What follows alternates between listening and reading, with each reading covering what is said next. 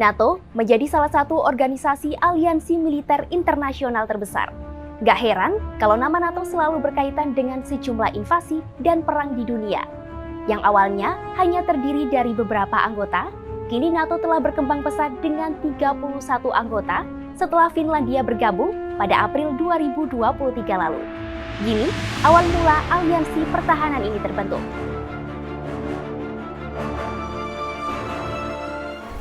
North Atlantic Treaty Organization atau yang lebih dikenal dengan NATO merupakan aliansi militer yang resmi berdiri pada 4 April 1949. Organisasi ini resmi berdiri setelah Perang Dunia Kedua saat pertarungan antara blok Barat dengan Uni Soviet. Saat itu, ekonomi negara-negara Eropa Barat runtuh dengan militer yang melemah.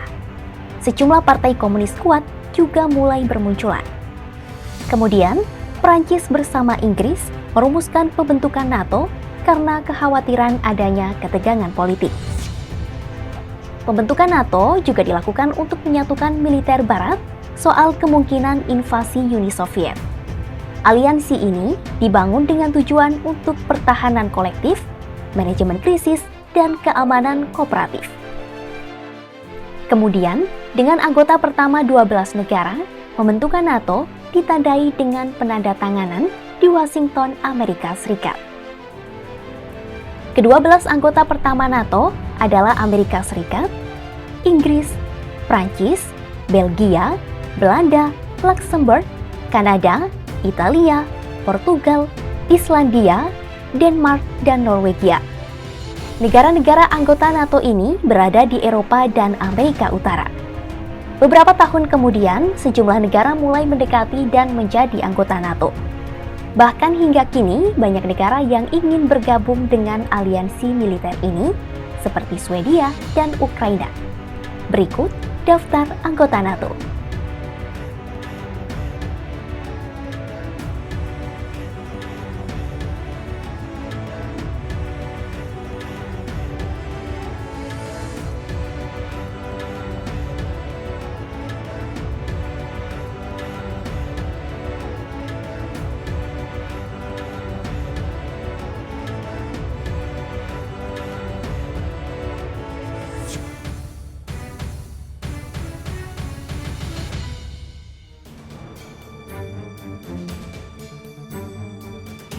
NATO mulai mengembangkan hubungan dengan bekas musuh-musuh di Eropa Timur setelah Uni Soviet pecah pada 1991.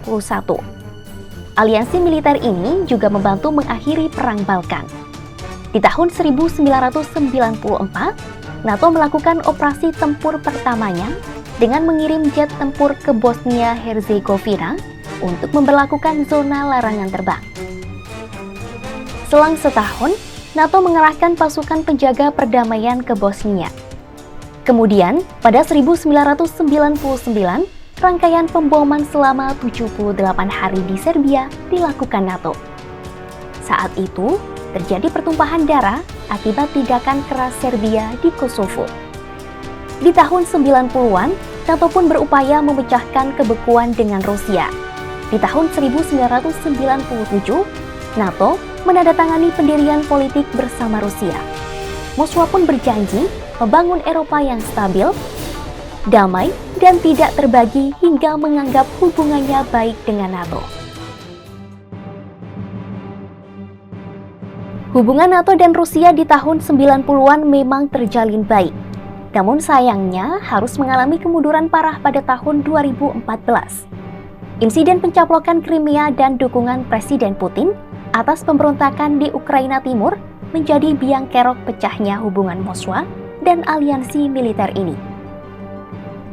Bahkan, NATO sampai mengerahkan 4 batalion multinasional ke Polandia dan negara-negara Baltik di tahun 2016 untuk memperkuat pertahanan mereka. Namun, hubungan NATO dan Rusia semakin renggang saat Rusia melancarkan invasinya pada 24 Februari 2022.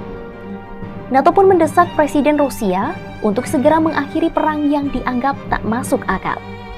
Meski mengecam langkah Rusia, NATO menegaskan mereka tak akan mengirim pasukan ke Ukraina. Aliansi pertahanan ini pun menolak tuntutan Kiev untuk memberlakukan zona larangan terbang di Ukraina. NATO takut jika ia mengabulkan hal itu, maka mereka akan terseret konfrontasi dengan Rusia yang bersenjata nuklir. Walau begitu, NATO tetap setuju mengirim senjata ke Ukraina. Di tengah pergolakan panas itu, Presiden Zelensky terus berupaya agar negaranya bisa bergabung dengan NATO.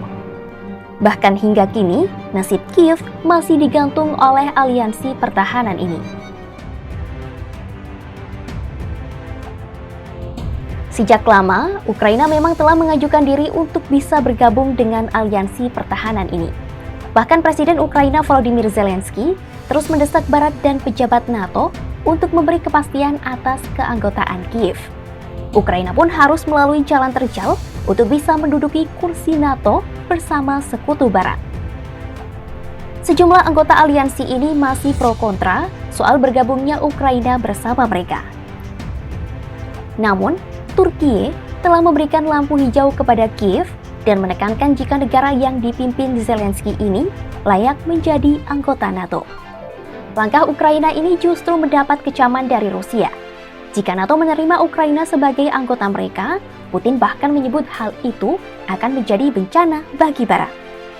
Presiden Zelensky pun telah hadir dalam KTT NATO yang berlangsung di Lithuania pada 11 hingga 12 Juli 2023 pekan lalu. Kondisi Ukraina yang masih terus digempur Rusia membuat sejumlah anggota NATO masih enggan mendukung upaya Kiev bergabung dengan mereka. Perbedaan pendapat juga membuat aliansi ini tak bisa menawarkan tanggal kapan Ukraina bisa bergabung dengan NATO.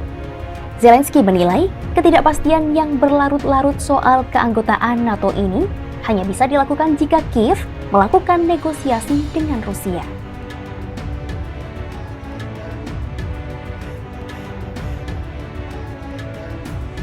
NATO menjadi saksi sejumlah perang besar yang pernah terjadi.